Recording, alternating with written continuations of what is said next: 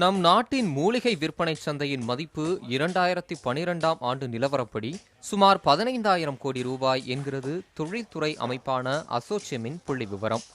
மூலிகை பயிரிடுதல், பதப்படுத்துதல், விற்பனை ஆகியவற்றில் வேலைவாய்ப்பு அதிகரிப்பதாகவும் அது தெரிவிக்கிறது. குறைந்த முதலீட்டில் சுய தொழில் வாய்ப்பை அளிப்பதாக அந்த துறையில் முன்னேறிய பலரும் கூறுகின்றனர். ப்ராடக்ட்ஸ் பண்ணுறதுக்கு மினிமம் இன்வெஸ்ட்மெண்ட் ஒரு 5,000 பண்ணலாம். 5,000 ஒவ்வொரு ப்ராடக்டாக நம்ம பண்ணி அதை விற்கலாம். ஈஸியாக ஒரு 30-40% எல்லாம் ப்ராஃபிட் கிடைக்கும். ஏன்னா இது ஜாஸ்தி யாரும் பண்ணுறதில்லை. இப்போ தான் எல்லாம் வெஞ்சர் பண்ணுறாங்க. அதனால் ஈஸியாக 30-40% வாங்கலாம், ப்ராஃபிட்டு கிடைக்கும். நல்லா அவேர்னஸ்ஸு க்ரியேட் பண்ணணும். அந்த லீஃப்லெட்டு எல்லாம் இனிஷியலில் கொடுத்தீங்கன்னா அப்புறம் அதுக்கு நல்ல அப்ரிசியேஷன் வரும்.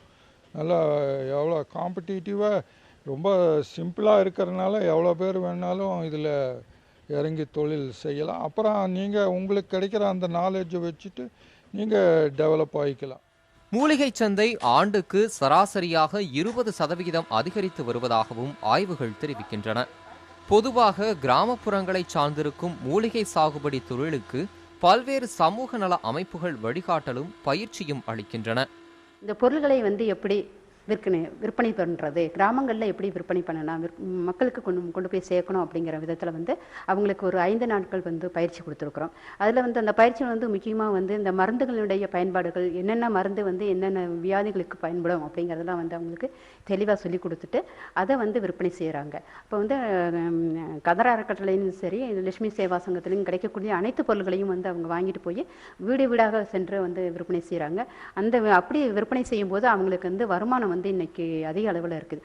நிறைய பார்த்தீங்கன்னா நல்ல பெண்கள் ஒரு மாதத்திற்கு குறைந்தது 10,000 ரூபாய் சம்பாதிக்கக்கூடிய தகுதியை பெற்றிருக்காங்க. இன்னைக்கு உலகம் முழுவதும் மருத்துவத்துக்கு உதவக்கூடிய 45,000 மூலிகைகள் இருக்கும் நிலையில் அவற்றில் 20%க்கும் மேல் இந்தியாவில் காணப்படுவதாக ஆராய்ச்சியில் தெரிய வந்துள்ளது. ஆனால் அவற்றில் மருத்துவத்துக்கு கண்டுபிடிக்கப்பட்டு பயன்படுத்தப்படும் மூலிகைகள் எண்ணிக்கை குறைவே என்றும் கூறப்படுகிறது. எனவே மூலிகை உற்பத்தி, பதப்படுத்துதல் ஆகியவற்றில் சிறுதொழில் வாய்ப்புகள் உள்ளன. வேல்யூ ஆடட் ப்ராடக்ட்டு கொஞ்சம் நல்ல விலைக்கு ₹1 பொருளை ஒரு ₹5 விற்கணும்னா அதுக்கு தகுந்த மாதிரி கண்டெய்னரு இதெல்லாம் போட்டுக்கலாம். நல்லா இது பண்ணி விற்றோன்னா நல்ல ரேட்டு கிடைக்கும். சிம்பிள் ப்ராசஸ் தான். நல்லா மாய்ச்சர் 100% எடுத்துட்டு அதை அப்படியே நம்ம கிரைண்ட் பண்ணால் போதும்.